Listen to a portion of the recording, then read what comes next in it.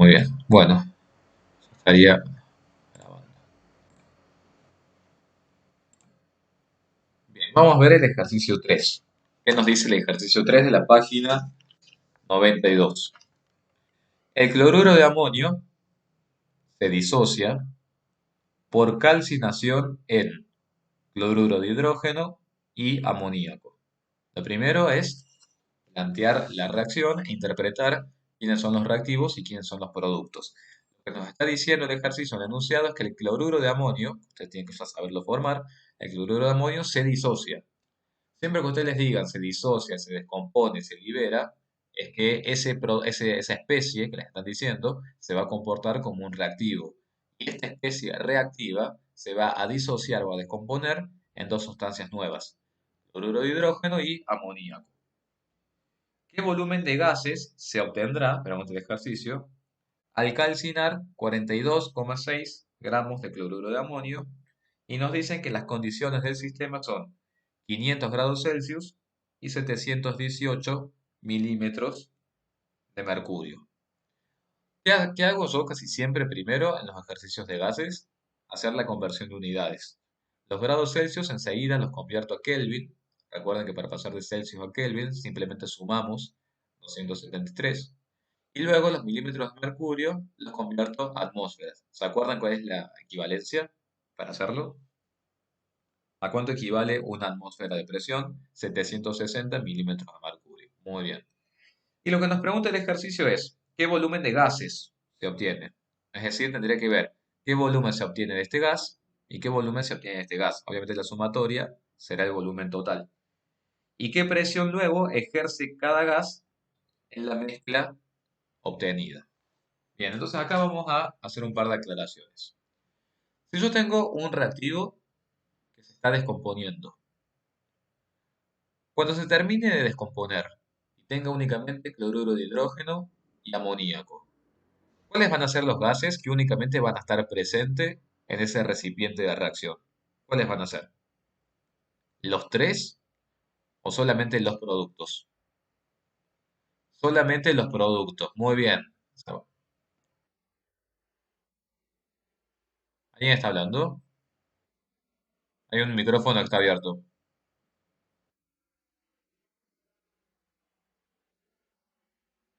¿Alguien tiene, Rosario, tenés el micrófono abierto? Te voy a silenciar.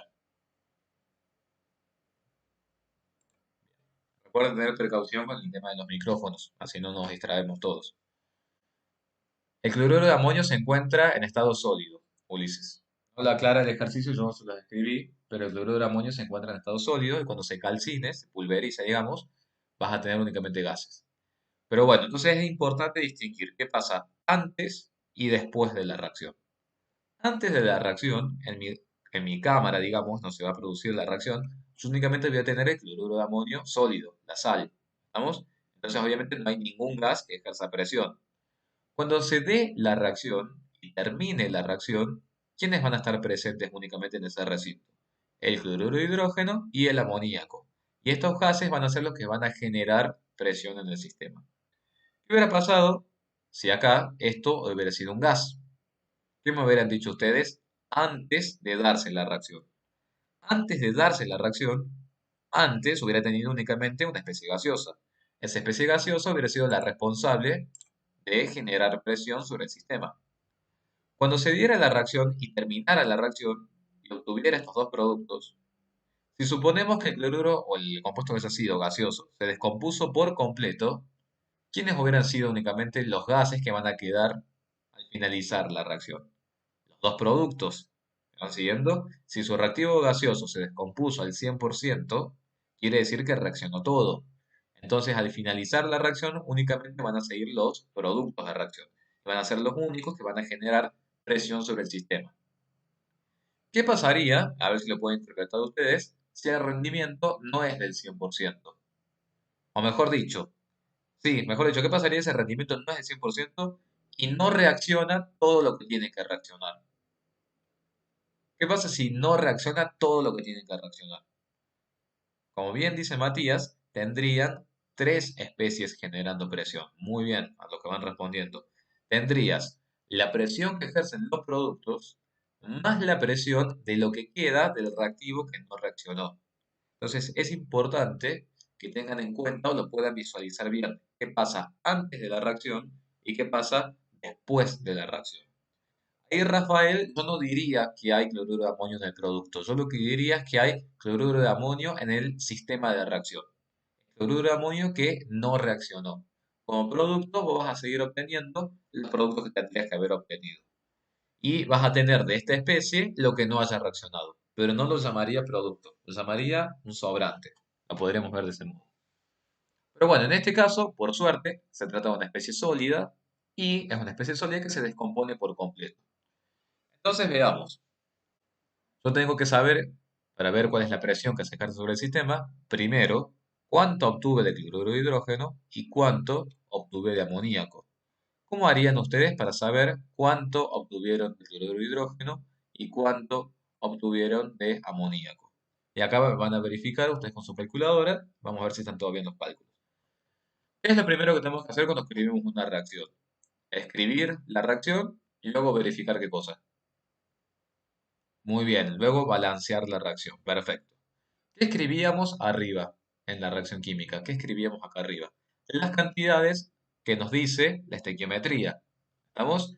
Si acá yo tengo un mol de cloruro de amonio, será esa masa, un mol de cloruro de hidrógeno será esta masa, y un mol de amoníaco será esta masa.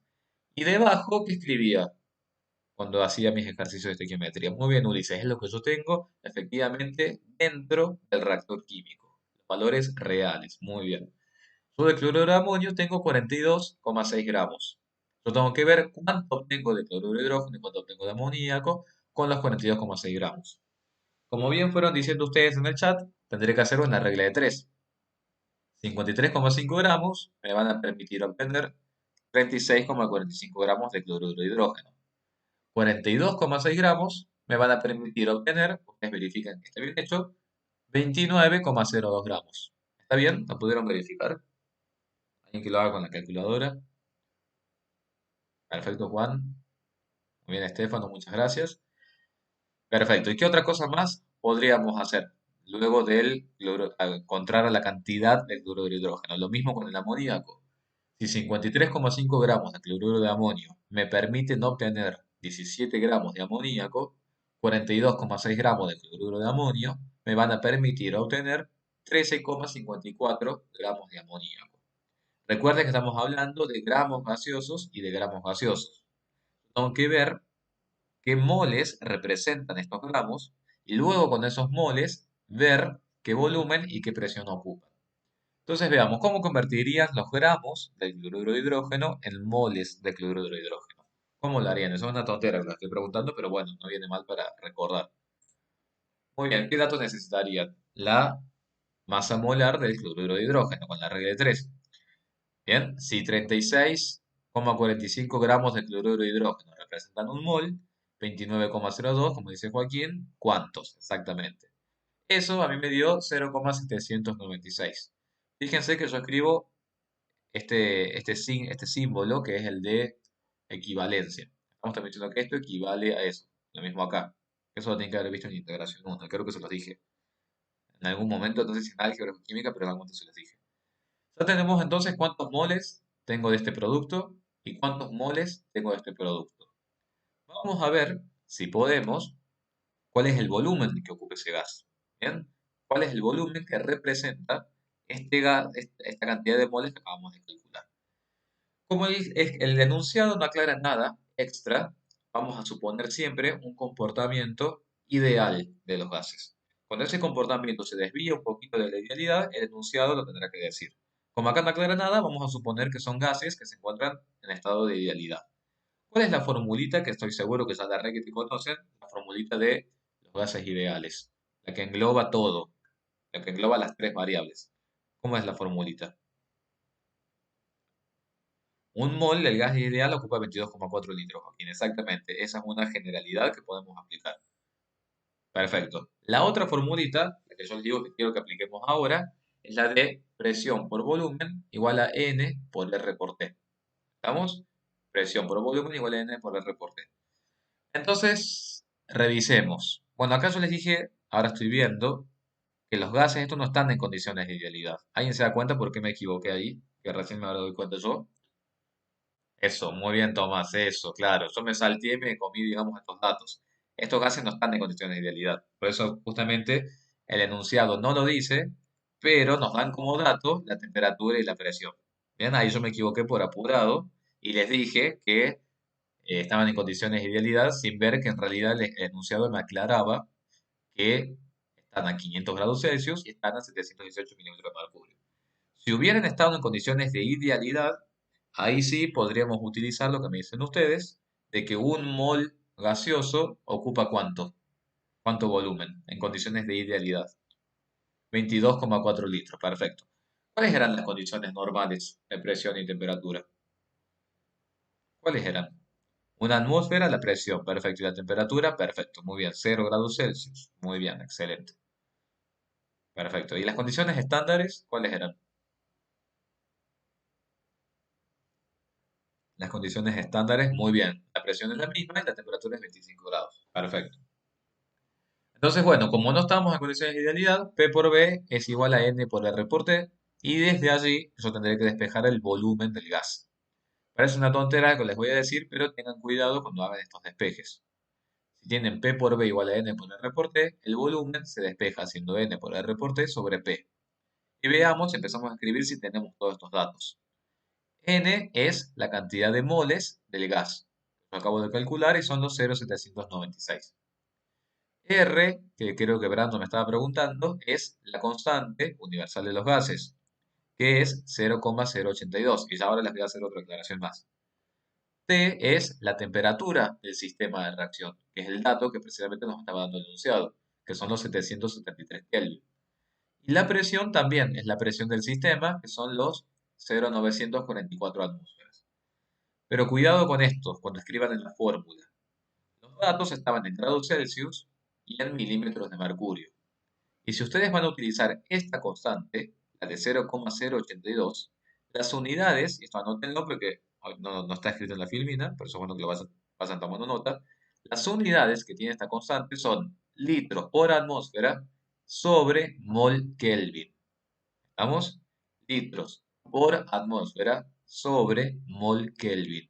Por lo tanto, la temperatura sí o sí tiene que estar en Kelvin y la presión sí o sí tiene que estar en atmósfera. El resultado que obtengamos sí o sí va a estar en litros. ¿Estamos? Vieron todo esto en el teórico, ¿no? A las unidades de R y demás. ¿Habían visto? Perfecto. ¿Puede haber más de una constante universal en los gases?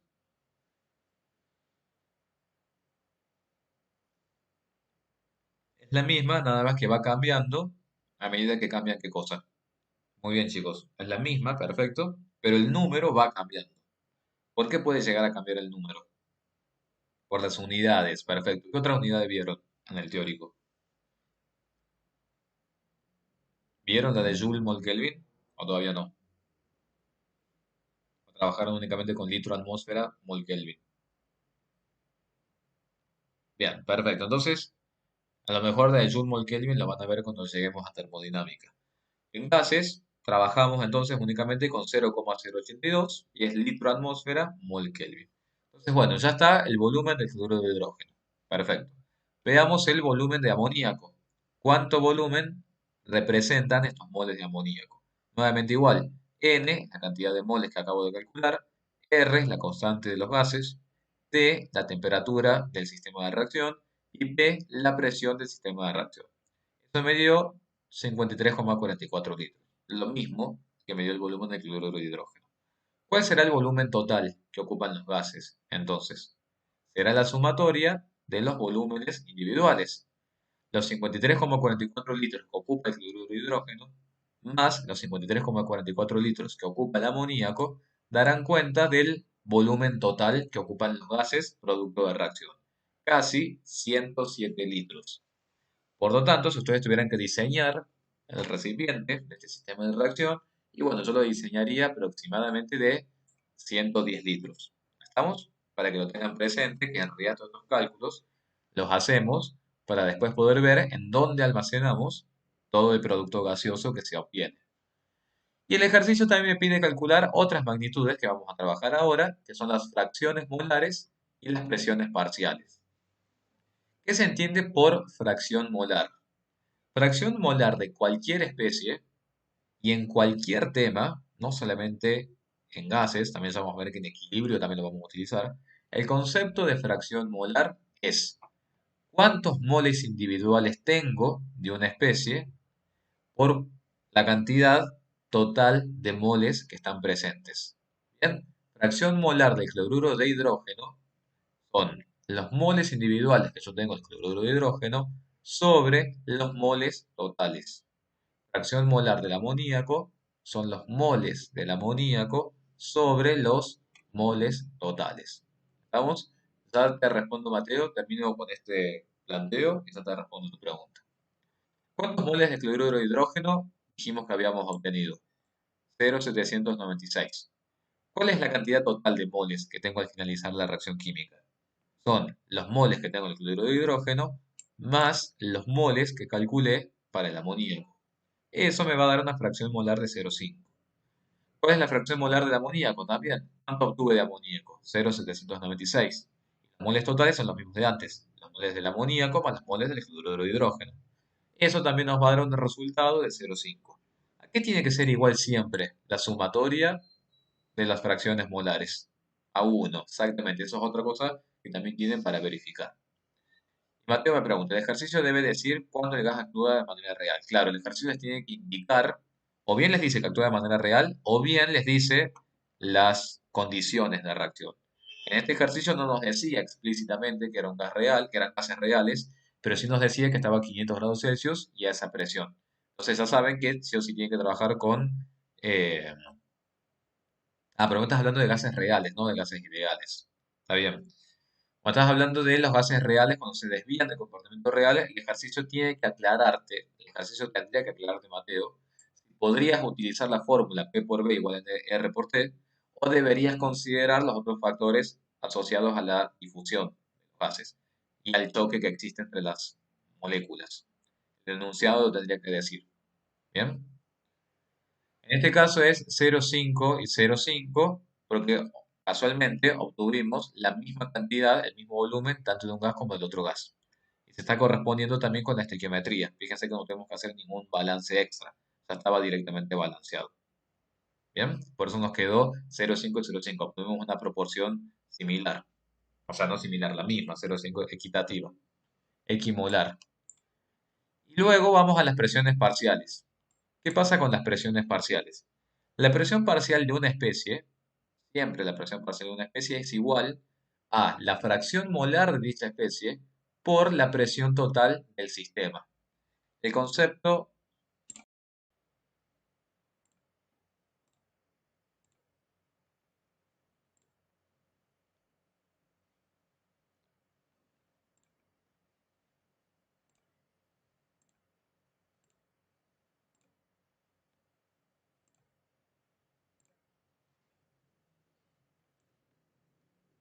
lo seguimos,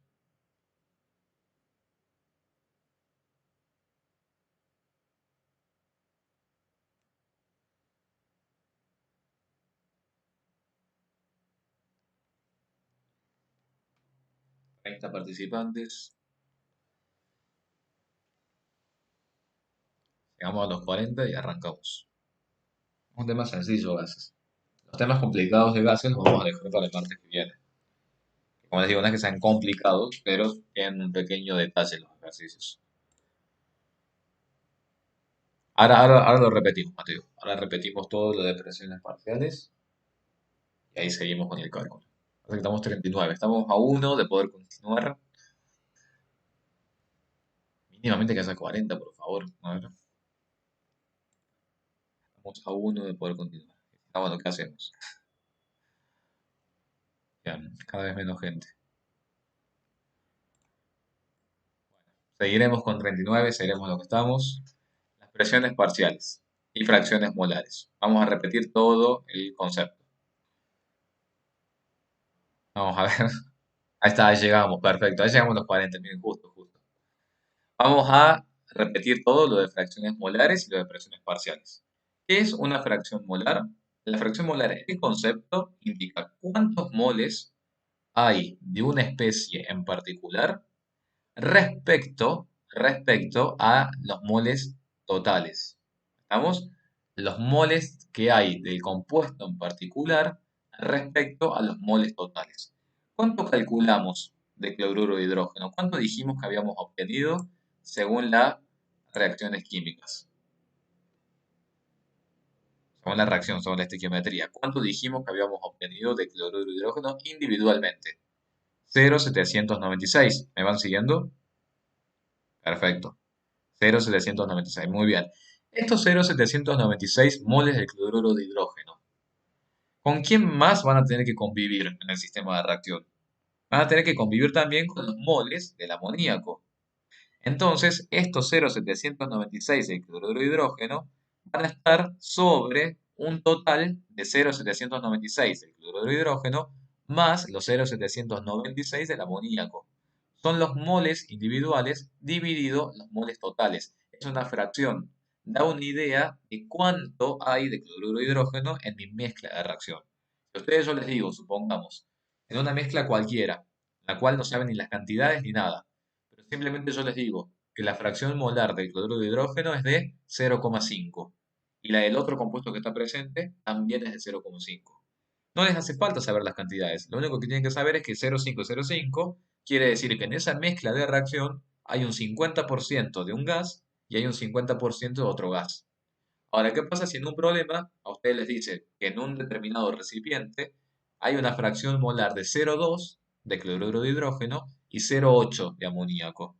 ¿Es equitativa esa distribución de los productos en la mezcla de reacción? No, exactamente. Va a haber más del compuesto que tenga 0,8 o 0,2. Va a haber más, muy bien, del compuesto que tenga 0,8 de fracción molar. Y eso puede ser atribuido a unos efectos de la reacción. Ustedes saben, quizá cuando veamos más adelante, las reacciones químicas se pueden comportar de muchos modos.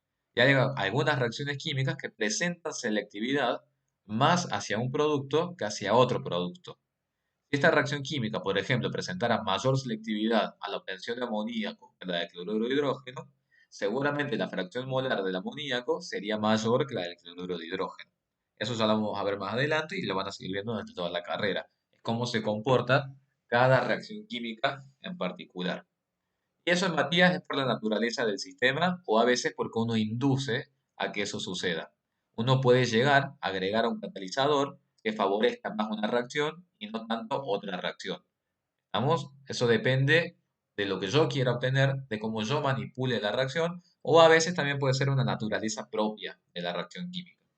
Y eso también lo van a ver cuando hagamos o cuando vean ustedes en la parte de diseño de reactores. Ahí van a ver la selectividad y todo ese tipo de cosas.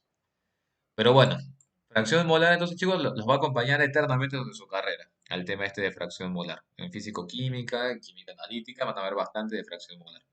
La fracción molar del amoníaco es exactamente igual. Son los moles del amoníaco sobre los moles totales. Y la sumatoria, como ya vimos, tiene que ser igual a 1. Las presiones parciales. Lo mismo que pasa con la fracción molar. Si yo tengo un recipiente y sé que ese recipiente tiene una presión total, no sé, de 10 atmósferas. Si yo quiero saber la presión parcial del cloruro de hidrógeno, la presión parcial va a ser una medida de cuánto cloruro de hidrógeno hay en esa presión total. Sería como ver cuánto está contribuyendo el cloruro de hidrógeno a la presión total que está en el recipiente.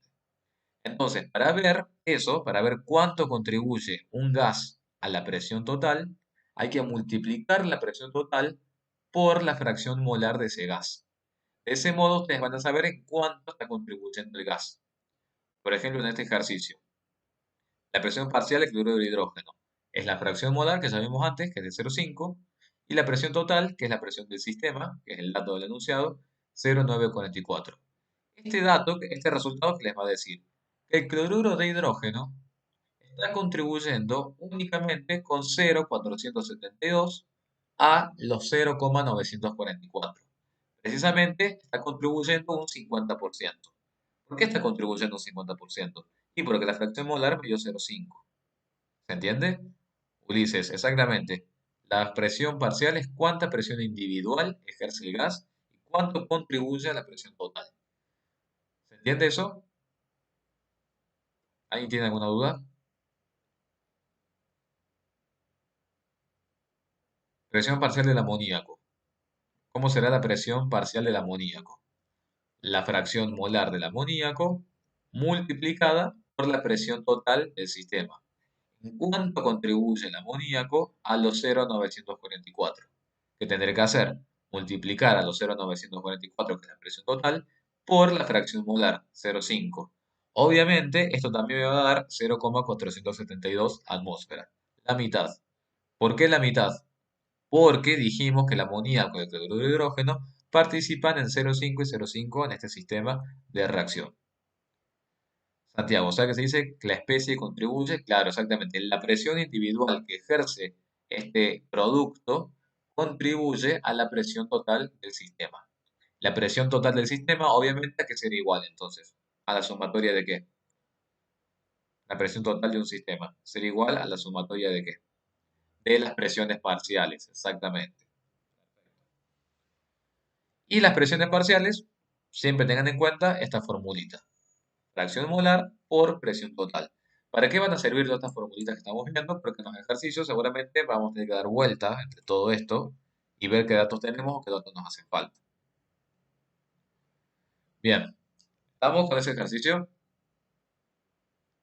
Me dice Tomás. ¿Cómo no está condición normal de presión?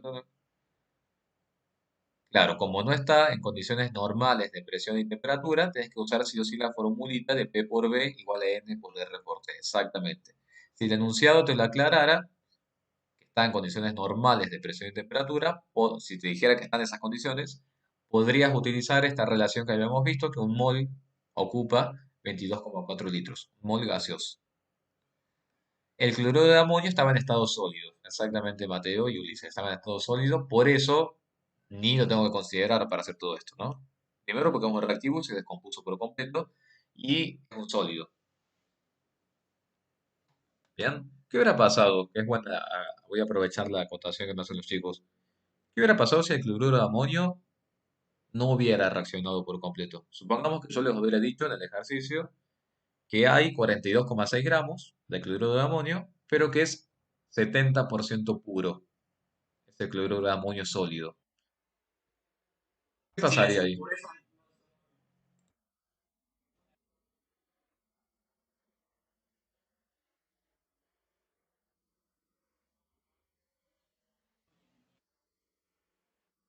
Muy bien, perfecto.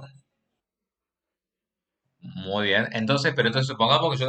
Perfecto. Pues supongamos que yo le hubiera dicho 42,6 gramos al 70% puro. ¿Cuál sería el primer paso que hubieran hecho ustedes ahí? El primer paso. No, el resto les pido exactamente lo mismo. El resto yo les pido exactamente que son 42,6 gramos, 70% puro, y les pido exactamente lo mismo, que me digan cuál va a ser el volumen ocupado por los gases producto de reacción. Si son 42,6 gramos de sólido y están 70% puro, lo primero que yo hubiera hecho es ver cuánto efectivamente va a reaccionar de cloruro de amonio. Si los 42,6 gramos son el 100%, el 70%, claro, perfecto, muy bien Juan, es lo que van respondiendo. Ver el 70% de 42,6. Una vez que tengo ese valor, con ese valor, ¿qué van a hacer? Con ese valor. Supongamos que sí, ya saben que queda todo sólido. Pero ¿qué hacen después entonces con ese valor? Recién con ese valor que calculan, con ese 70% de 43,6, con ese valor calculan cuánto obtendrían de cloruro de hidrógeno y de amoníaco. ¿Estamos? Y al finalizar la reacción, ¿a quiénes hubieran tenido en cuenta para ver la presión parcial y el volumen total? Hubieran tenido que tener en cuenta a cuánto obtuvieron de cloruro de hidrógeno y a cuánto obtuvieron de amoníaco. Y al resto de esas impurezas sólidas, obviamente no. ¿Estamos? Porque van a seguir siendo sólidas. O sea, en su recinto, ¿con qué se van a encontrar? Con la mezcla de los dos gases y depositado en el fondo van a encontrar las impurezas. Bien, eso es una trampita que se suele usar en los ejercicios para que lo puedan interpretar. ¿Siguieron con lo que les dije? A los que no participan tanto por ahí.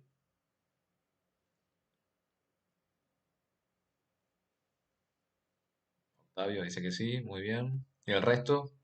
Lucía, perfecto. Bien, yo por ahí les pregunto porque, bueno, no quiero que se pierdan y no me digan. Encima yo estoy congestionado y tengo la voz medio rara, por eso no sé si me entienden del todo, así que bueno. Si el residuo que tienen es gaseoso, si el residuo Ulises que vos tenés es gaseoso, lo vas a tener que considerar en la presión total y en el volumen total. Pero no es un producto, es simplemente reactivo que quedó sin reaccionar. ¿Vamos? Es un reactivo que quedó sin reaccionar, es el sobrante, es el exceso, es la impureza, pero no es producto. Pero sí lo vas a tener que tener presente para hacer el cálculo. Pedro dice que conté con miel. Sí, sí, sí. Pasa que bueno, ayer estaba un poco mejor, pero bueno, ante el tema de la fiebre y todo eso. Santiago me dice, ¿podremos hacer un ejercicio de estequiometría con gases como el de recién? Sí, van a tener un ejercicio de estequiometría. ¿De dónde soy yo? Yo soy de acá de Córdoba, de Córdoba capital. Así que hace 31 años que nací acá, así que imagínense. Sí, sí, sí, no parece que soy de Córdoba. Eso me lo suelen decir a veces, no sé. Ah, mira vos, yo a veces les digo la verdad, cuando yo escucho después los videos, sí me reescucho la tonada, la verdad. Por eso, bueno, si usted me dice que no se nota, no sé. Pero bueno, una vez me llegaron a decir que parecía que ni siquiera era de este país, o sea, imagínense, como que nada que ver, ¿no? Y Matías dice que tiene más tonadas que yo. Bien, bueno, entonces, es una tonada bastante neutra, claro, está perfecto. Tonada de Rosario. Sí, igual no sé qué tonada tengo, porque una vez me acuerdo, bueno, yo como siempre empiezo a contar cosas, se empieza a extender la clase, pero una vez me acuerdo que había ido a un congreso por mi trabajo en Buenos Aires, y eso es como que enseguida se dan cuenta y te dicen, ah, vos sos de Córdoba. A lo mejor ellos lo tienen como más distinguida la tonada cordobesa. Pero bueno, sí, imagínense, chicos, yo soy de acá desde siempre, así que bueno. Ya que es puntano, profe, ahí ya nos pregunta más sobre el acento. Claro, de San Luis, tal cual, pero bueno. Yo tengo un amigo que es de allá, le decimos puntano, exactamente. Esa nos preguntan más. Y San Luis, yo tengo un amigo que es de San Luis, me gusta mucho esa provincia también. San Luis me gusta una provincia en la que no viviría, la verdad, si tuviera que elegir, o en a uno del sur, me gusta. Así que ustedes deben ser de varios lados, claro, ustedes deben ser de varios lados. ¿Vos, Lautaro, sos de San Luis?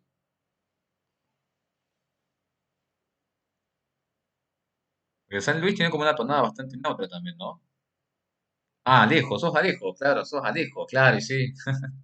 Sí, sí, ya, obviamente, ¿cómo no te voy a conocer? Por supuesto. ¿Lautaro era el nombre de tu hermano? Que también lo tuve en sistemas, ¿o no? Era Lautaro, no me acuerdo. Ah, el nombre de tu hermano, está bien. Bueno, pero eso sabía, yo si Salas Moyano es Alejo, ¿cómo no voy a saber? Así que bueno, chicos, después si quieren seguimos charlando con todo gusto, porque si no, debe haber algunos que van a decir como siempre, siempre Pablo empieza a hablar y a hablar. Vamos a hacer el ejercicio 14. Fíjense que está en la otra página, la página 93. Es interesante este ejercicio del 14. Veamos el enunciado. En una botella de 10 litros se mezclan 10 gramos de hidrógeno con 64 gramos de oxígeno y después de cerrada se calienta a 300 grados Celsius. Entonces, lo primero, ver cuáles son las condiciones de mi sistema. Primero, ya me están diciendo que la botella tiene 10 litros. O sea que la botella acá se va a comportar como mi reactor. Son los 10 litros, es el volumen de la reacción. Y nos está diciendo también que está a una temperatura de 300 grados Celsius. Bien, como ya saben, conviertan enseguida a Kelvin, sumándole los 273. Fíjense el primer enunciado, lo que dice, el primer punto. Dice calcular la presión total de la mezcla. Calcular la presión total de la mezcla. Entonces yo les pregunto, si yo tengo la botella de 10 litros y únicamente está el hidrógeno y únicamente está el oxígeno, ¿quiénes van a contribuir a la presión total de la mezcla? Si únicamente tengo el hidrógeno y tengo el oxígeno, no tengo más nada. Muy bien. Los que contribuyen a la presión total de la mezcla son inicialmente únicamente el hidrógeno y únicamente el oxígeno. Y fíjense que el segundo enunciado les dice, si se hace saltar una chispa para iniciar la reacción, calcular la presión final. Entonces acá, por eso yo se las anoté acá con un simbolito, una cosa es la presión en el sistema antes de la reacción química. Antes de la reacción química tendré que considerar únicamente el hidrógeno y el oxígeno. Y otra cosa será, ¿qué pasa una vez que ocurre la reacción química? ¿Qué va a pasar cuando ocurra la reacción química? ¿Quiénes estarán presentes en el sistema de reacción una vez que ocurra la reacción química y termine la reacción química? ¿Quiénes estarán presentes? Estará presente lo que se genere de vapor de agua, exactamente, y ¿quién más puede estar presente? A ver si alguien se da cuenta. El agua va a estar seguro porque es el producto de reacción. Muy bien, y va a estar después, el rendimiento vamos a suponer que es 100%, y va a estar después lo que haya quedado sin reaccionar de los reactivos.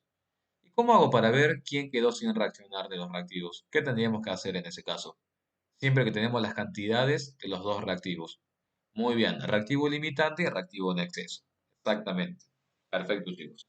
Entonces, bueno, vamos con la primera parte del ejercicio. Calcular la presión total de la mezcla. ¿Qué vamos a decir nosotros?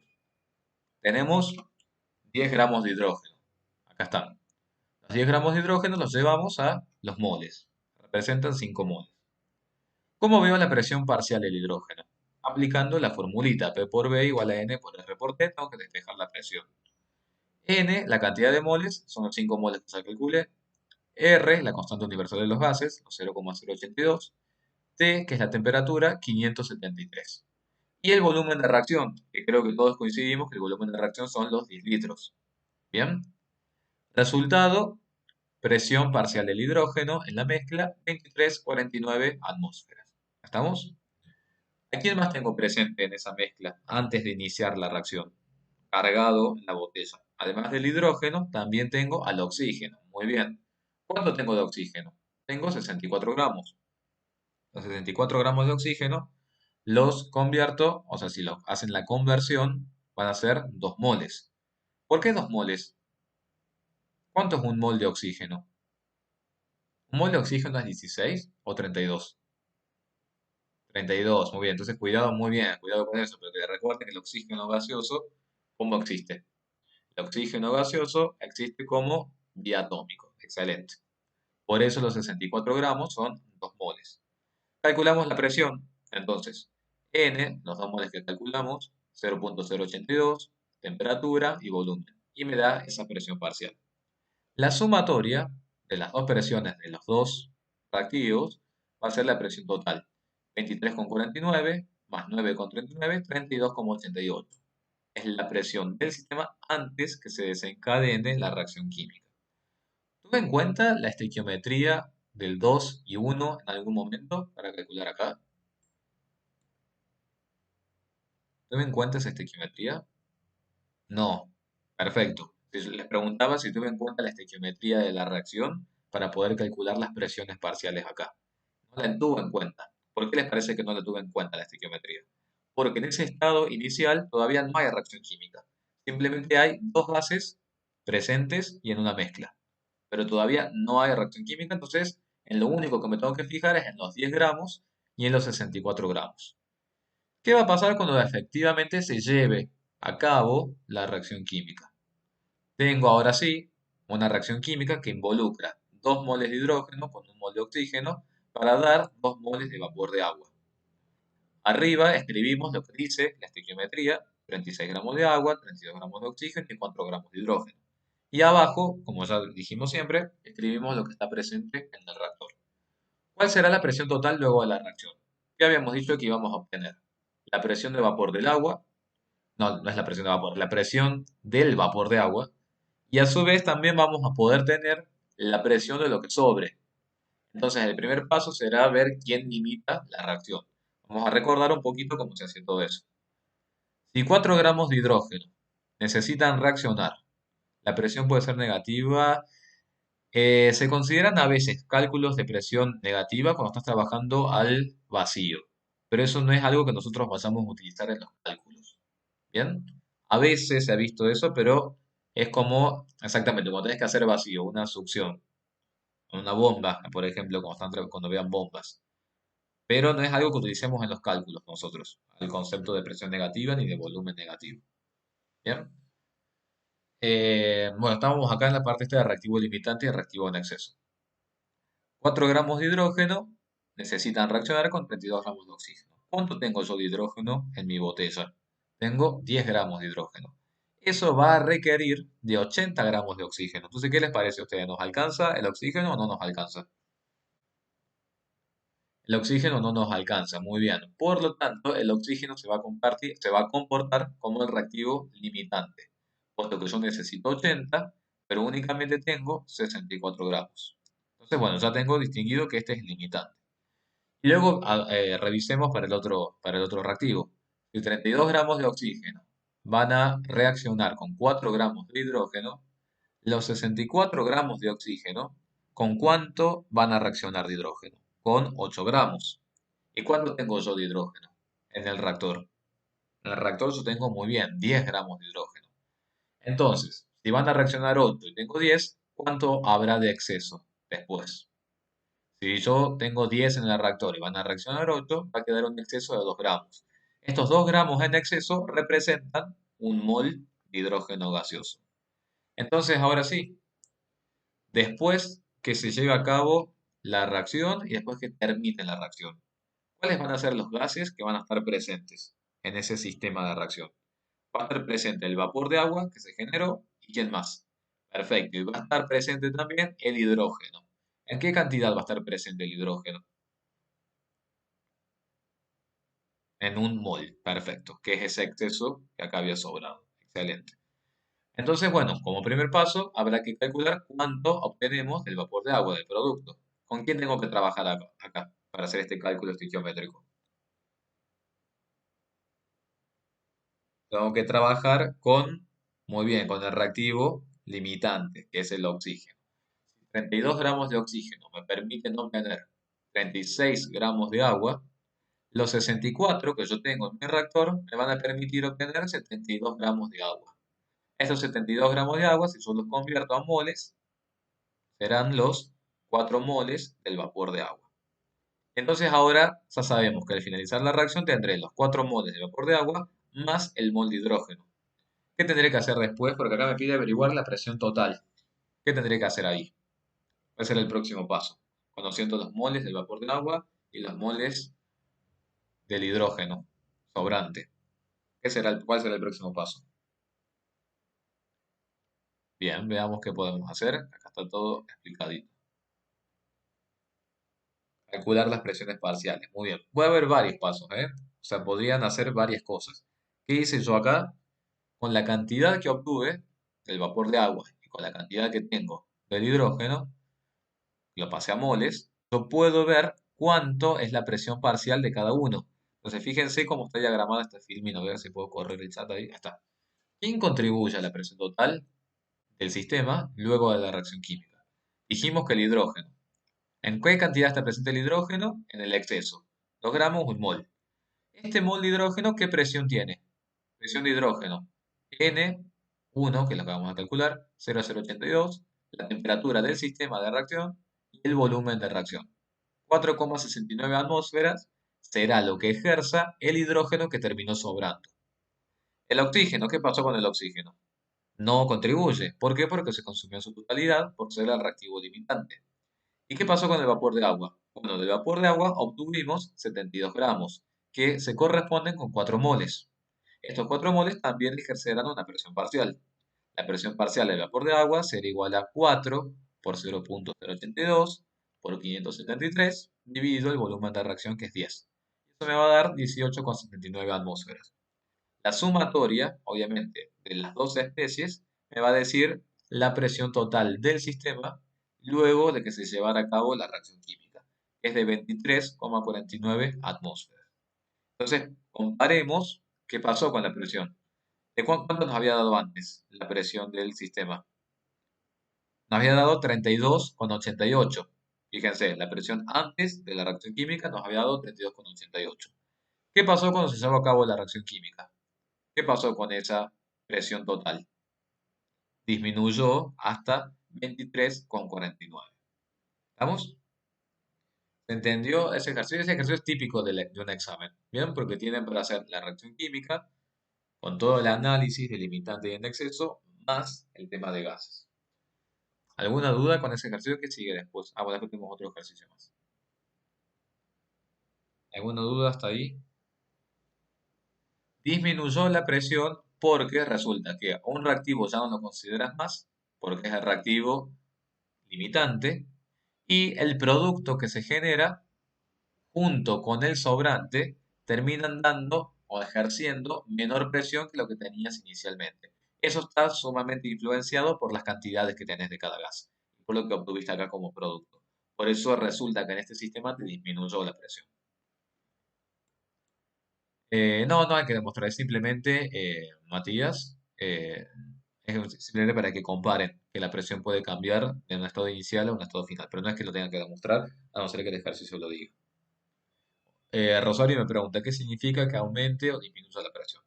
Siempre como ustedes estén trabajando con sistemas gaseosos, pueden imaginárselo como un recinto que funciona con un pistón. No sé, o sea, imagínense una jeringa. ¿Vieron la jeringa que utiliza cualquier enfermero o médico? El pistón que va descendiendo a medida que voy descendiendo la jeringa. ¿Me van siguiendo en la situación imaginaria que les estoy planteando?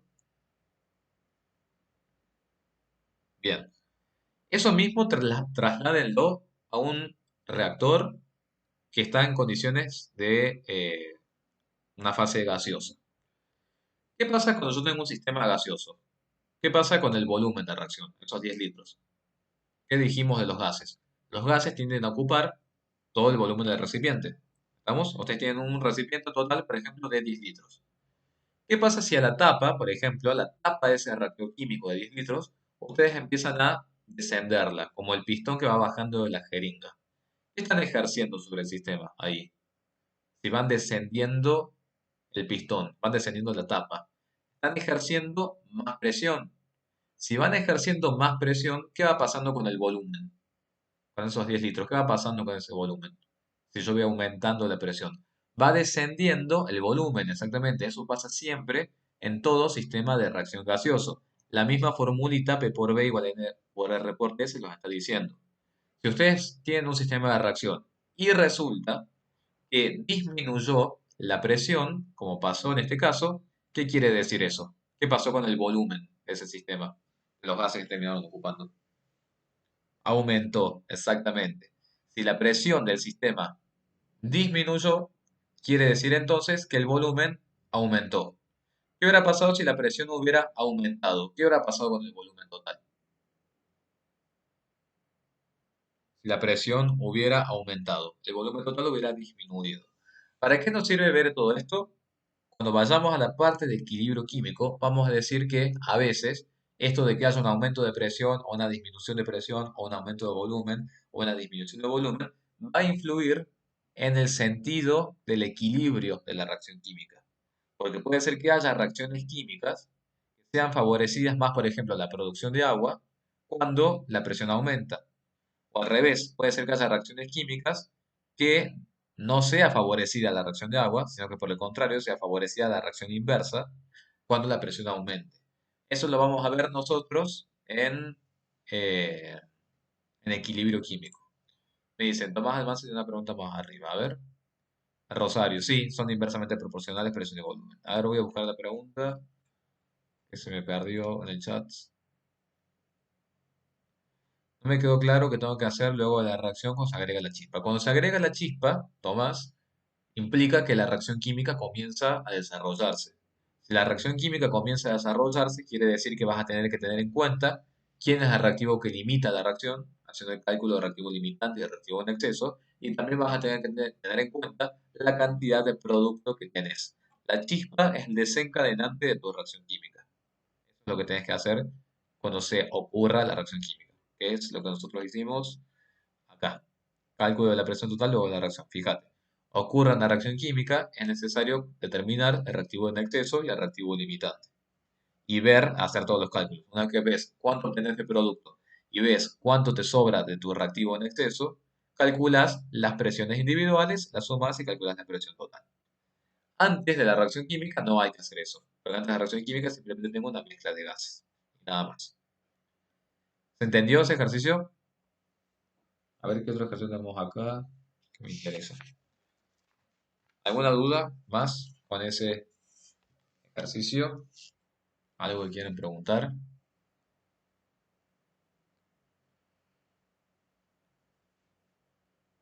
Parece que no. ¿Se entendió entonces? Gases y reacción química. Vamos a agregar ahora otra situación más.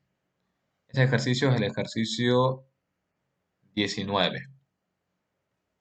Vamos a agregar una particularidad, que es un tema que eh, a veces no lo suelen estudiar porque lo pasan por alto, pero es una tontera. Pero lo tienen que tener presentes porque hay algunos problemitas que los he visto y está este tema de un gas cuando es recogido en agua.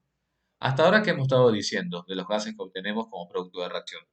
Simplemente son gases que, bueno, los almacenaremos en algún recipiente, los mediremos a la salida de una chimenea y demás. Resulta que hay sistemas de reacción en los cuales el gas que se obtiene no se obtiene así libremente a la atmósfera ni en en una punta de chimenea en un recinto. Hay algunos gases que se obtienen sobre una base de agua. Por eso se les dice que son gases recogidos en agua. ¿Cómo me doy cuenta que un gas se encuentra recogido en agua? Porque si yo conecto, por ejemplo, la salida de este sistema, la boca de salida de este sistema, a una pileta, se obtiene un producto gaseoso de reacción, ¿qué voy a poder empezar a ver en esa pileta? Si de la boca me sale un gas, ¿qué voy a poder ver? Un burbujeo, exactamente. Ese burbujeo me está diciendo que, supongamos en este esquema que está acá, acá tengo un matraz volumétrico.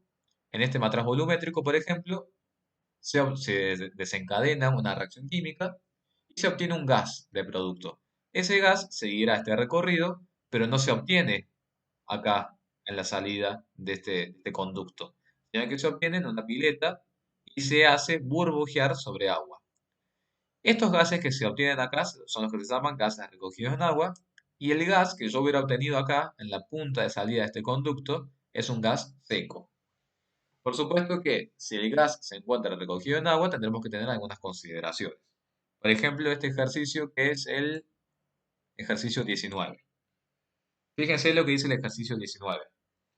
Se calienta una masa de clorato de potasio hasta su descomposición completa. Acá no me aclara nada, entonces por eso el clorato de potasio va a estar en estado sólido. ¿Bien?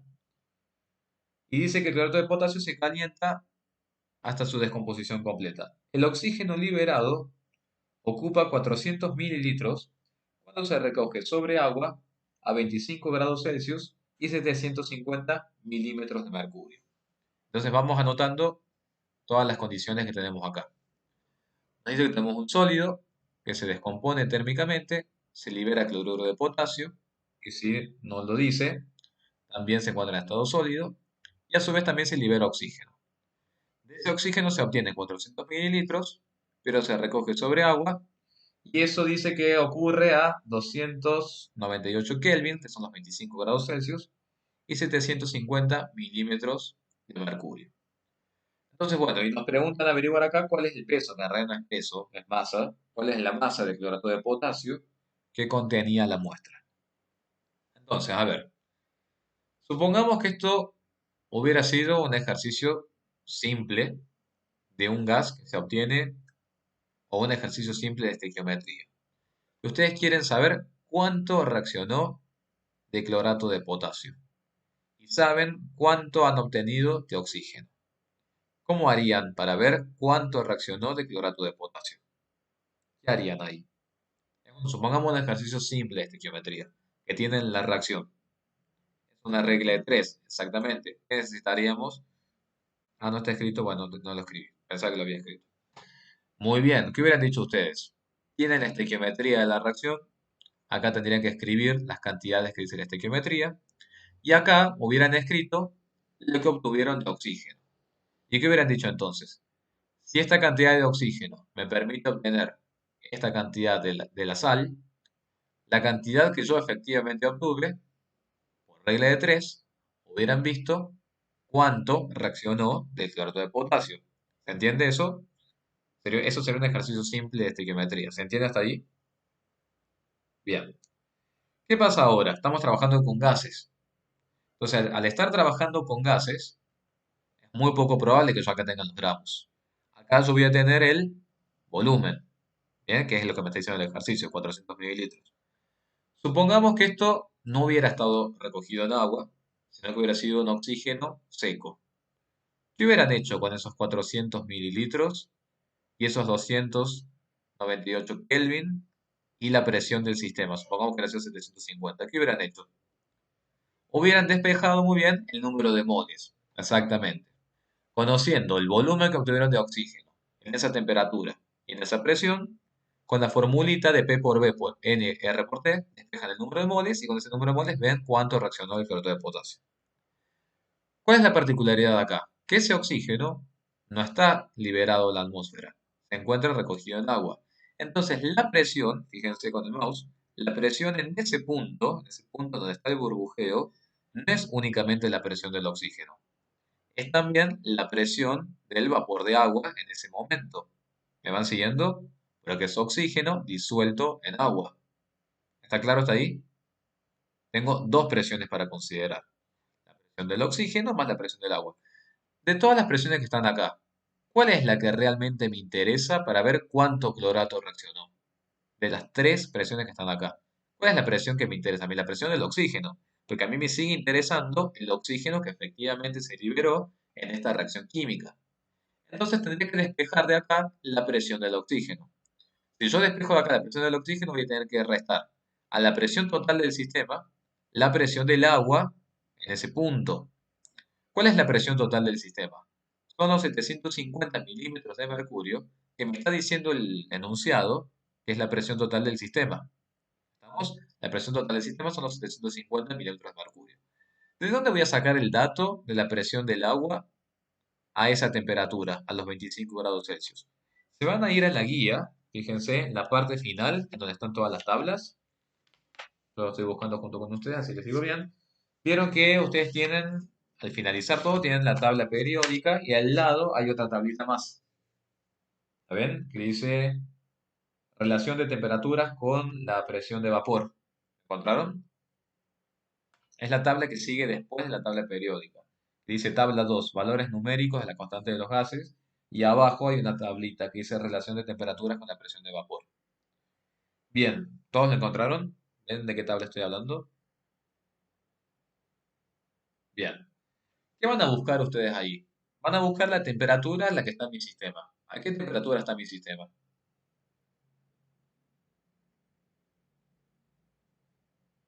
Muy bien, está a 298 Kelvin. Perfecto. En la tabla no tengo en Kelvin, tengo en Celsius, las columnas, así que tendré que ingresar con el valor de 25. Si ustedes buscan a 25 grados Celsius, ¿cuál es la presión de vapor del agua? ¿Qué dato les dice? ¿Qué presión les dice? 23,76 torr, exactamente. Que 23,76 torr es equivalente a 23,76 milímetros de mercurio.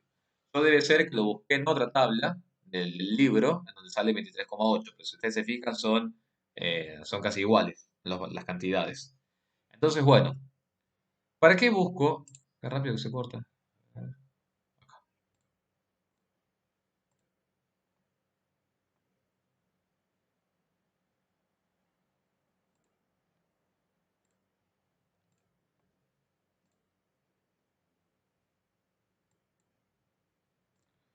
Bien, acá estamos. Después, ¿qué ejercicio tenemos para hacer hoy? Bien, vamos a hacer este más.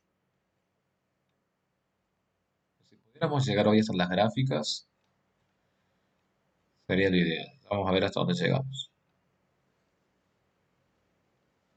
Ya continuamos.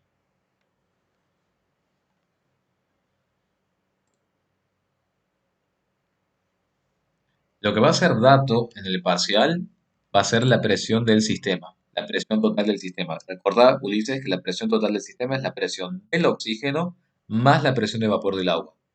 Esa presión total es la que va a ser dato en el enunciado. La presión de vapor del agua, que vas a tener que restarle a esa presión total para conocer la presión del oxígeno que a vos te interesa, ese dato es el que vas a tener que sacar de la tabla. Y en la tabla la vas a tener en el parcial. ¿Vamos? Entonces, para que lo anoten, cuando sean gases recogidos en agua, el dato que figura en el enunciado es la presión total. Y la presión total es la presión del oxígeno más la presión del vapor del agua. Claro, Ulises, van a tener que tener la tabla. En el parcial van a tener que tener la tabla, pero que ustedes busquen ese dato y lo resten a la presión total.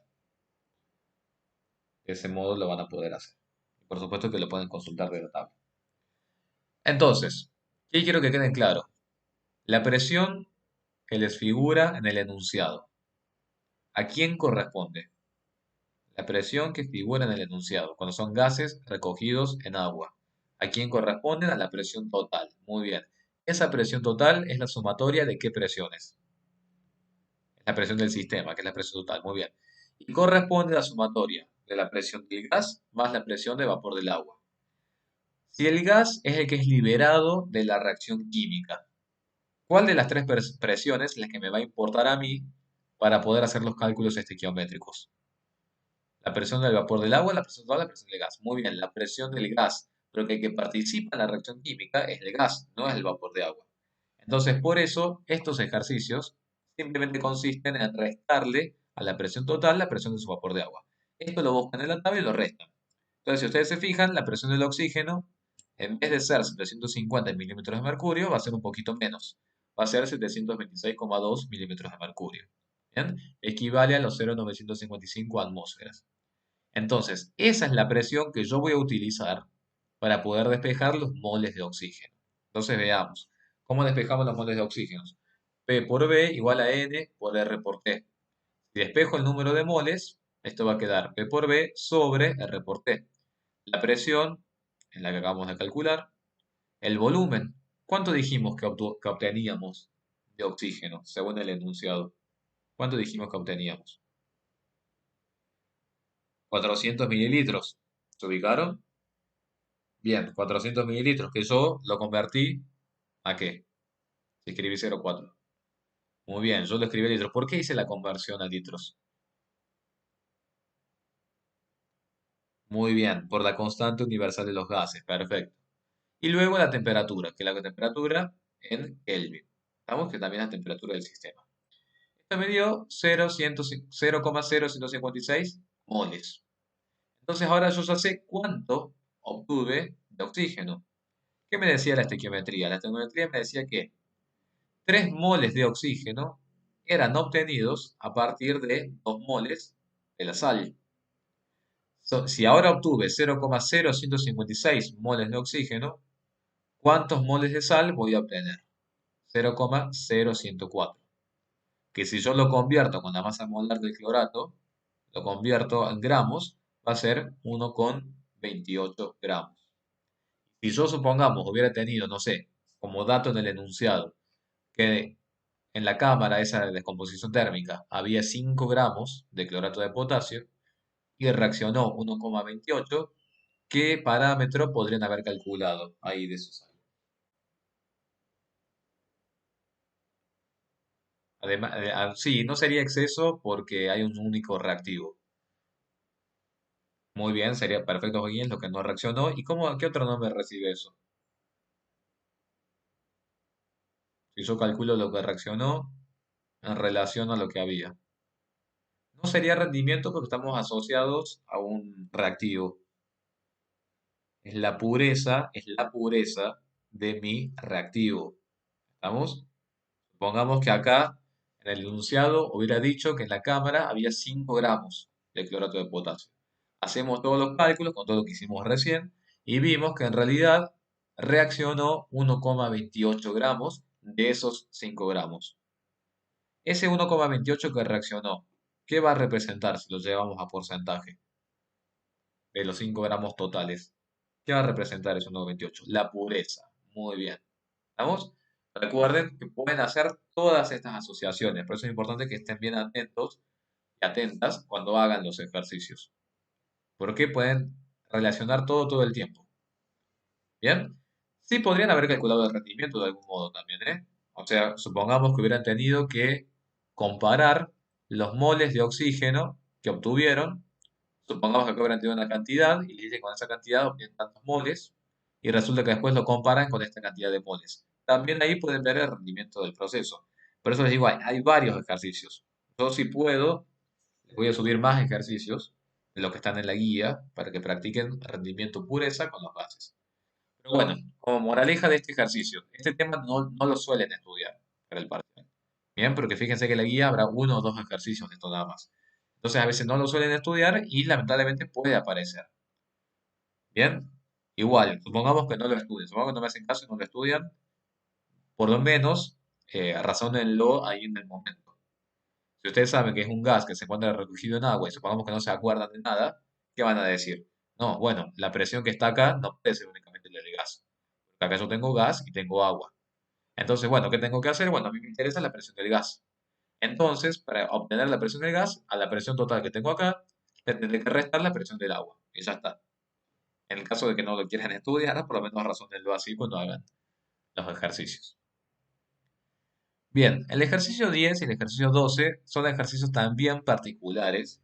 Ustedes se fijan, hay uno de cada tipo nada más en la guía, pero son únicamente para que apliquemos algunas formulitas y nada más. Fíjense en el ejercicio 10 lo que dice, acá está. Fíjense el ejercicio 10. ¿Cuál es la densidad, que acá está en gramos por decímetros cúbicos, del dióxido de azufre a 25 grados Celsius, 300 milímetros de mercurio? Me piden hablar de la densidad. Nosotros hasta ahora no hemos en ningún momento mencionado a la densidad. Sin embargo, nosotros podemos hacer un par de juegos acá con la formulita de los gases y ver en dónde tenemos la densidad. ¿Lo vieron en el teórico? Ese arreglo, me parece que sí, de estas formulitas, este despeje. ¿Lo vieron? ¿Se acuerdan? Santiago dice creo que sí. Mauro me dice que también. Dice que no se acuerda. Ya, no importa, lo vamos a recordar. Es simplemente un arreglo, la fórmula para que puedan ver la densidad. ¿Qué era la densidad?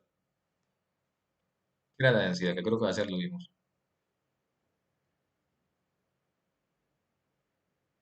Muy bien, la relación de masa sobre volumen. Perfecto. Muy bien. ¿Qué pasa si yo tengo P por B igual a N por R por T? Y yo despejo primero el número de moles sobre el volumen. Ustedes van a estar siguiéndome con el mouse. Si yo despejo el número de moles sobre el volumen, ¿esto a qué va a quedar igual? N sobre B igual a P sobre R por T. ¿Cierto?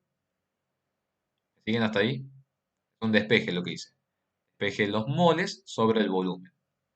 ¿Cómo calculamos los números de moles de un gas teniendo eh, la masa molar de ese gas?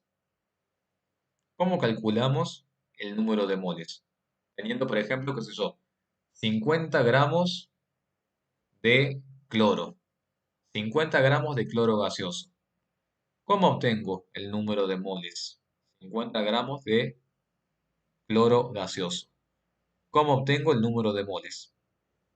Dividiendo los 50 por quién?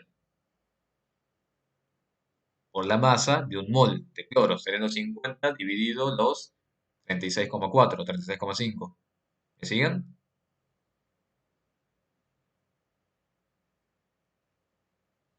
Claro, el cloro gaseoso, exactamente, si vos tenés 50 gramos de cloro gaseoso, un mol de cloro gaseoso son los 36,5 por 2 porque es vía atómico.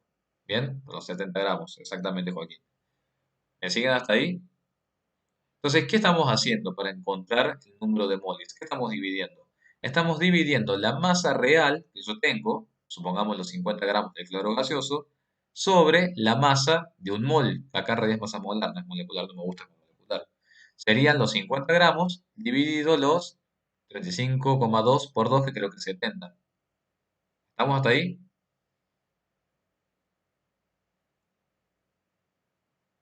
Bien. La masa que yo tengo sobre la masa molar. Todo sigue estando dividido el volumen. Bien, el volumen del sistema. Igual a P sobre R por T. ¿En dónde estará la densidad acá? ¿Cuál será la densidad del gas? Ya respondo a la pregunta del chat. Quiero que lo sigamos viendo. ¿Cuál será la densidad del gas en ese momento? ¿A qué les parece que va a ser igual la densidad del gas? Dijimos que era masa sobre volumen, ¿bien? Digamos que la densidad de un gas es masa sobre volumen. Ahora, ¿qué masa va a ser la densidad? ¿La masa real sobre el volumen o la masa molar sobre el volumen? En ese momento ahí que tengo el gas en mi reactor químico. Es la masa real del gas sobre el volumen. Si ustedes hacen la masa real sobre el volumen, eso es la densidad del gas. ¿Quién me queda dando vueltas ahí en la formulita? Si yo tengo masa real sobre volumen igual a la densidad. ¿Quién me queda dando vueltas ahí? La masa molar. ¿Qué tendré que hacer con la masa molar para poder despejarla? La tendré que llevar hacia el otro miembro de esa igualdad. Entonces, si ustedes se fijan, ¿cómo queda el despeje final? Masa real sobre volumen igual a la densidad. La masa molar la llevé hacia el otro miembro multiplicando y por eso me queda la presión por la masa molar sobre R por T. Entonces, de ese modo, aplicando esa formulita, puedo conocer, si quisiera, la densidad de un gas. Fíjense que sale de hacer un arreglo matemático a la formulita de los gases ideales. En el ejercicio en el ejercicio 10, nos pide averiguar cuál es la densidad del dióxido de azufre a 25 grados Celsius y 300 milímetros de mercurio de presión.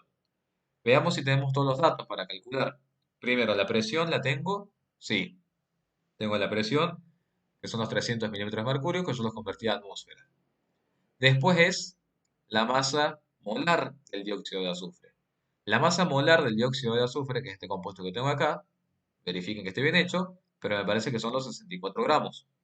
¿Está bien? Perfecto. R, 0.082, como corresponde, la constante universal de los gases, y la temperatura son los 298 Kelvin. Si ustedes hicieran, que eso también me gustaría que lo hagan, al análisis dimensional, es decir, verificar el tema de las unidades, van a ver que las unidades se determinan simplificando de tal forma que la densidad les va a quedar en gramos sobre litros. Por eso el resultado va a ser 1,034 gramos por litro. ¿Estamos? Este es un ejercicio particular que, bueno, a ver, ¿cómo les diría yo si tienen que estudiar esto? Véanlo, no se lo memoricen. Si en un ejercicio les piden calcular la densidad, supongamos en el parcial, sepan que la densidad la pueden encontrar a partir de arreglos matemáticos de la ecuación de estado de los gases ideales. Y este ejercicio creo que está puesto para eso, para que vean que se puede calcular la densidad a partir de esta formulita. ¿Estamos? Pero no se memoricen. Sepan simplemente que existe esta posibilidad de cálculo. Bien, lo mismo pasa con el ejercicio 12. Lo mismo pasa con el ejercicio 12. Acá que tenemos, fíjense, una muestra de hidrógeno difunde a través de las paredes porosas de un recipiente con una velocidad 5 veces mayor que la de un gas desconocido. Calcular la masa molar sería ahí del gas desconocido. Acá me pregunta Joaquín si puedo repetir la parte en que pasamos de n de mol a masa. Bien, cuando pasamos de acá a acá. Yo por un lado tengo el número de moles. Es el número de moles reales que yo tengo en un momento dado de mi gas. ¿Cómo hacemos para calcular ese número de moles reales? Supongamos que yo quisiera calcular el número de moles que representan 50 gramos de cloro gaseoso. ¿Qué hacemos para encontrar el número de moles que representan esos 50 gramos? Estos 50 gramos, decimos, lo dividimos por quién. Si un mol de cloro gaseoso son 70 gramos, 50 gramos, ¿cuánto?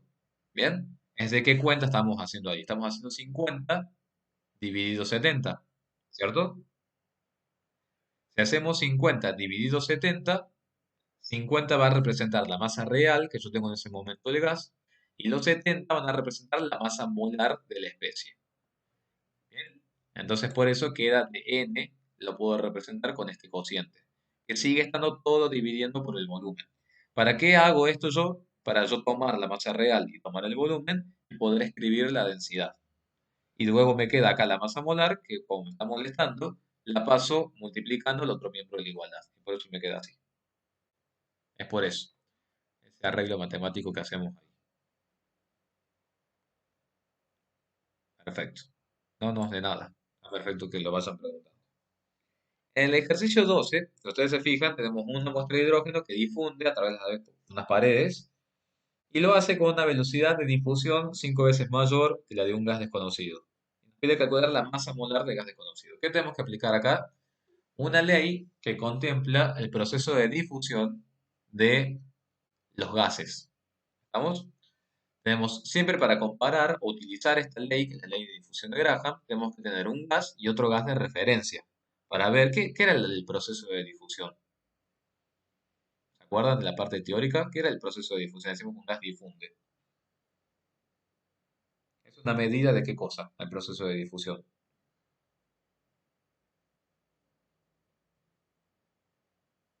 Es una medida de la velocidad con la que el gas se expande, con la que el gas recorre un ambiente. Es una medida de cómo el gas se distribuye, se escapa, ocupa todo el volumen. Eso es la difusión.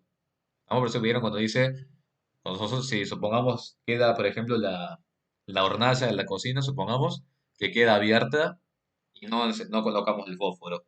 ¿Qué está saliendo ahí de la hornalla? Sigue saliendo gas, ¿cierto?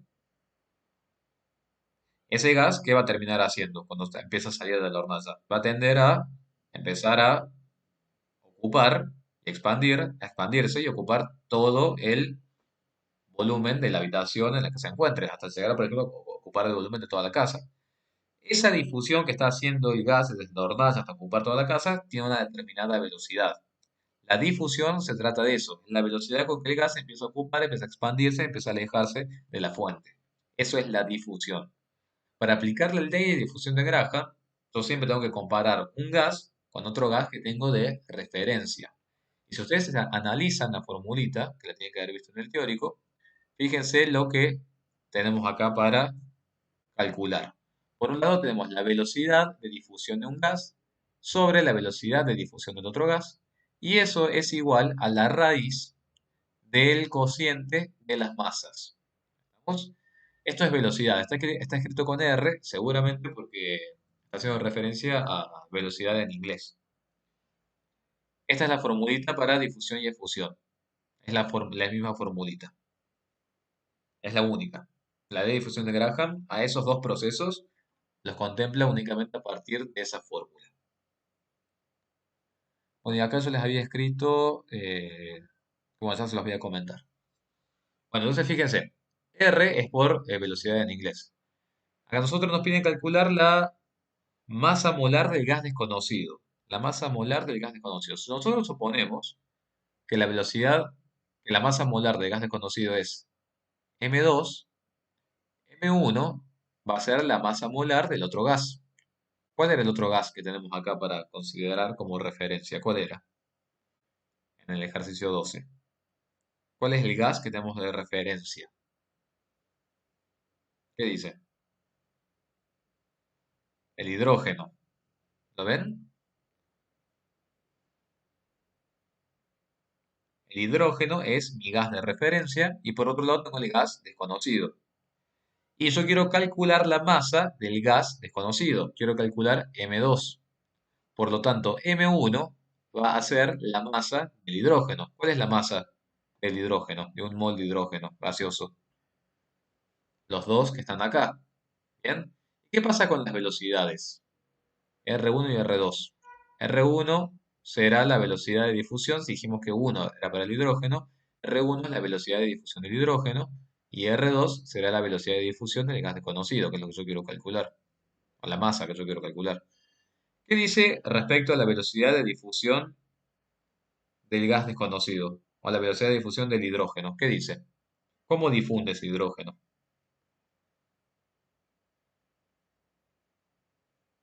¿Cómo difunde ese hidrógeno? ¿Qué dice acá? ¿Cómo es la velocidad de difusión del hidrógeno en el ejercicio? ¿Qué dice? Lean el enunciado. 5 veces más rápido que la del gas desconocido. ¿Estamos? Está diciendo que la velocidad de difusión del hidrógeno, la velocidad de difusión del hidrógeno es 5 veces la velocidad de difusión del gas desconocido. Por lo tanto, a R1, que es la velocidad de difusión del hidrógeno, yo lo puedo escribir como 5R2, porque el enunciado me está diciendo que la velocidad de difusión del hidrógeno es 5 veces la de difusión del gas desconocido. Y luego tengo R2, que sigue siendo la velocidad de difusión del gas desconocido. ¿Y qué tengo después en la formulita? M2 es la masa desconocida, y M1, que es la masa del hidrógeno, que yo la conozco que es 2. ¿Qué puedo hacer acá con las velocidades de difusión del gas desconocido? Lo puedo simplificar. Si yo lo puedo simplificar y me queda 5, ¿a quién puedo terminar despejando? Que era lo que el ejercicio me pedía hacer. ¿A quién puedo despejar? A M2, ¿bien? Que es la masa del gas desconocido. Entonces me quedará 5, si yo esta raíz la paso como potencia, me quedará 25 por 2 igual a M2, que son 50 unidades de masa atómica. Lo escribimos así porque se trata de un gas desconocido, entonces lo dejamos así. 50 unidades de masa atómica. No van a tener que hacer cálculos de esto en el parcial, ya se los voy anticipando para que no se preocupen, pero sí es importante que conozcan que existen los procesos de difusión de los gases y que hay una ecuación regida por una ley que permite encontrar las relaciones entre ellos. Porque perfectamente ustedes podrían haber tenido también las dos masas y tener que despejar alguna velocidad. ¿Estamos? Este ejercicio, como bien les digo, está a modo decorativo, para que sepan que existe.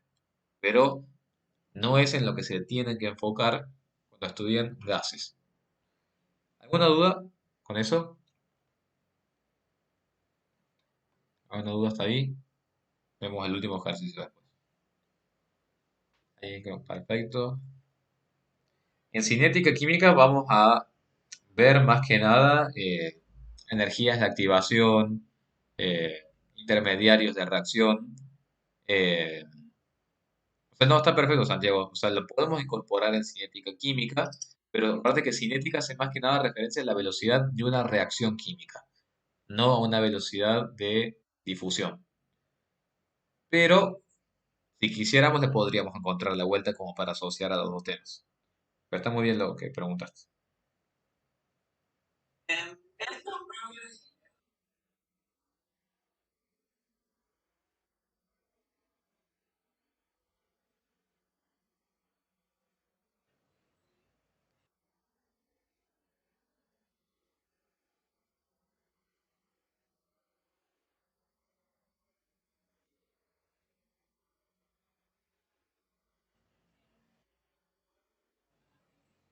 Escapar, claro. Claro, mientras menos poroso sea, más difícil va a ser que el gas atraviese, digamos, esa superficie.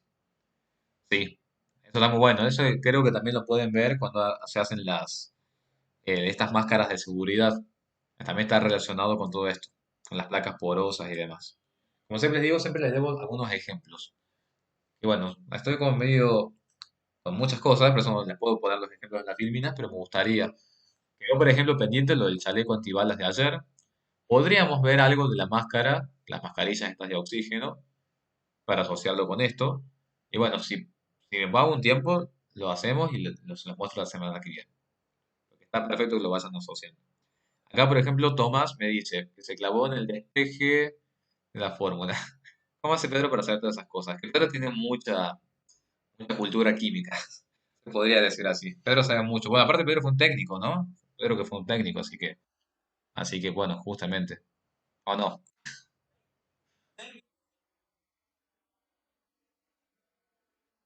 Claro.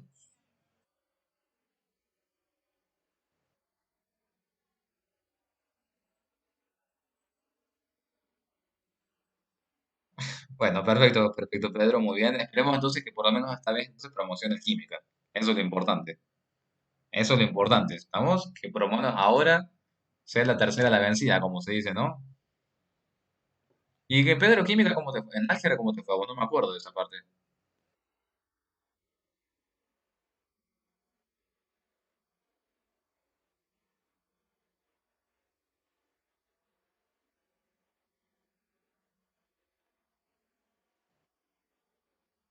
Claro,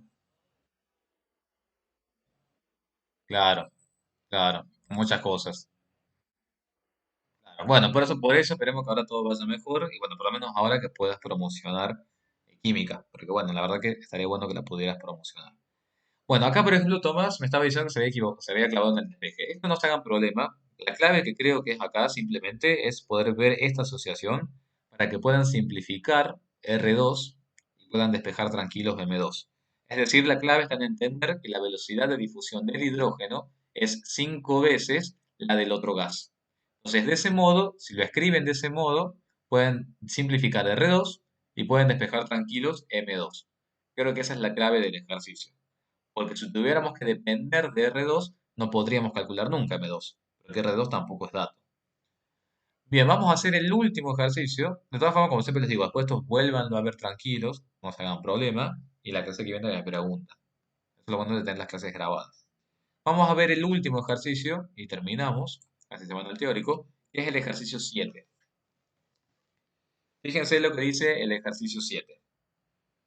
Una botella de 200 mililitros, acá, una botella de 200 mililitros, contiene oxígeno a una presión de 200 milímetros de mercurio y la otra botella contiene nitrógeno a una presión de 100 milímetros de mercurio y es de 300 mililitros.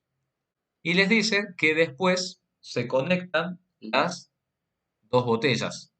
¿Bien? ¿Y qué me piden averiguar acá? Suponiendo que no hay cambio en la temperatura, estamos en un proceso isotérmico, ¿cuál será la presión parcial de cada gas en la mezcla final y cuál será la presión total final? Bueno, entonces, ¿qué pasa si yo tengo un recipiente con un volumen gaseoso, después tengo otro recipiente con otro volumen gaseoso y los conecto entre sí? ¿Qué va a pasar sobre todo con el volumen total del nuevo sistema? ¿Qué va a pasar? ¿Se conectan dos botellas o dos cilindros como está ahí? Muy bien, termina aumentando el volumen porque va a ser la sumatoria de los dos. Y los gases van a tener a ocupar ¿qué cosa? ¿Qué volumen? Los gases que estén, por ejemplo, el gas que esté acá, cuando se conecte con el otro cilindro va a tender a ocupar todo el volumen. Lo mismo con los gases que estén acá, el nitrógeno. Perfecto. Cuando se conecte a la otra botella va a tender a ocupar todo el volumen. ¿Estamos? Entonces, bueno, ¿qué vamos a utilizar acá? Vamos a utilizar esta formulita. ¿Por qué? Porque nos está avisando que el proceso es isotérmico. No sufre cambios en la temperatura. Por lo tanto, cuando el proceso es isotérmico, se tiene que haber visto, podemos utilizar esa formulita, en donde la presión inicial por el volumen inicial es igual a la presión final por el volumen final. Claro, E es constante, no hay cambios en la temperatura. En ese caso, entonces la ecuación de los gases ideales la podemos resumir de ese modo. P por B igual a P por B. Lo que nos pide calcular el ejercicio es la presión final, y fíjense bien, la presión final de cada gas cuando se conectan los recipientes. Es decir, la presión final del oxígeno cuando conecto y la presión final del nitrógeno cuando conecto. Veamos qué pasa entonces ahí. Si trabajamos para el oxígeno. ¿Cuál es la presión inicial que tiene el oxígeno? Antes de que se conecte todo. ¿Cuál es la presión inicial que tiene el oxígeno? En ese primer cilindro. 0,263. Perfecto. ¿Cuál es el volumen inicial que tiene el oxígeno en ese primer cilindro? ¿Cuál es el volumen inicial? Los 200 mililitros que yo los transformo en 0,2 litros. Perfecto. ¿Conozco el volumen final del oxígeno cuando se conecta? Bien, ¿cuál es ese volumen final? Ese volumen final va a ser la sumatoria de los dos volúmenes, 200 más 300, que son los 500 mililitros, que son los 0,5 litros. ¿Y a quién puedo despejar entonces ahí? Si ya conozco esto y conozco esto, puedo despejar la presión final que tendrá el oxígeno. Y lo puedo hacer bien. Fíjense que la presión final, si yo despejo, será PI por BI sobre DF. Resultado, 0,10 atmósferas. Lo mismo pasa con el nitrógeno. ¿Conozco la presión inicial del nitrógeno? Sí, es el dato, los 0,131. ¿Conozco el volumen inicial del nitrógeno? Sí, muy bien. Son los 0,3 litros de la botella o cilindro inicial. Y el volumen final también lo conozco porque son los 500 mililitros con todo esto ocupado. ¿A quién puedo despejar entonces? La presión final del nitrógeno en el recipiente general. ¿Estamos? Y eso me da 0,07 atmósferas. ¿Qué puedo hacer entonces para calcular la presión total del sistema? La presión total de los dos cilindros cuando estén conectados. ¿Qué tendré que hacer entonces ahí en ese paso? Para ver la presión total. La sumatoria, perfecto, de las dos presiones parciales finales. Si ustedes suman todo, van a llegar al valor de 0,18 atmósferas. Estamos simplemente sumando la presión del oxígeno en la totalidad y la presión del nitrógeno en la totalidad. ¿Estamos? ¿Podrían calcular las fracciones molares que hay de oxígeno y que hay de nitrógeno? Las fracciones molares. ¿Podrían calcular? Muy bien, perfecto, Santiago. ¿Cómo las calcularían las fracciones molares? Muy bien, qué formulita utilizarían? P por E, me dice Matías, N por R por T. Bien, ¿cómo introducirías ahí las fracciones molares? Hay otra forma más fácil de todas formas, ¿eh? ¿Qué era la fracción molar? Dijimos que la fracción molar era una idea de que cuánto participa el gas en un sistema de reacción. Aquí me dice, ¿no sería la presión del primer gas? Me dice, ¿no sería la presión del primer gas es igual al número de moles real de ese gas sobre el número de moles total? Muy bien, ¿y qué más? Perfecto, es eso. Muy bien, Joaquín. Son los números de moles reales sobre el número de moles totales. ¿Y cómo lo relacionamos con la presión a eso? ¿Se acuerdan que lo vimos? La fracción molar es eso, son los moles individuales sobre los moles totales. Perfecto. ¿Qué más habíamos dicho que era la fracción molar? ¿Cuánto contribuye el gas a la presión total del sistema? Por lo tanto, la habíamos incluido en otra formulita. ¿Se acuerdan cómo era esa otra formulita? De la fracción molar y las presiones parciales. A ver si lo tenemos acá. La presión parcial, muy bien, es igual a la fracción molar por la presión total. Por la presión total, chicos. Cuidado. Es la fracción molar por la presión total. Por lo tanto, la fracción molar, si ustedes la despejan de acá, ¿cómo les quedaría? Presión parcial del gas y después sobre la presión total. Exactamente. Fíjense que siguen teniendo el concepto de que es la participación del gas en un todo. Si lo hacen con la parte de los moles, son los moles individuales sobre los moles totales. Si lo quieren hacer con las presiones parciales, es la presión individual sobre la presión total. ¿Estamos? Recuerden siempre tener ese concepto en la cabeza. La fracción molar es una idea de la contribución del gas en el sistema de reacción, o bien con los moles o bien con la presión total. ¿Estamos? Entonces, en este ejercicio, ¿qué podríamos hacer? Y a ver, lo podríamos calcular porque yo no lo tengo calculado. ¿Qué podríamos hacer entonces acá para ver la fracción molar, por ejemplo, del oxígeno? ¿Cuál será la fracción molar del oxígeno? ¿A qué será igual? ¿Alguien se anima a hacer el cálculo? Son 0,10 con 52. Voy a hacer la cuenta yo también. A ver. Quiero que me vayan siguiendo. Son los 0,10 con 52, que es la presión individual, sobre 0,1838. Eso a mí me da 0,57, exactamente. La presión parcial del nitrógeno. ¿Cómo será la presión parcial del nitrógeno?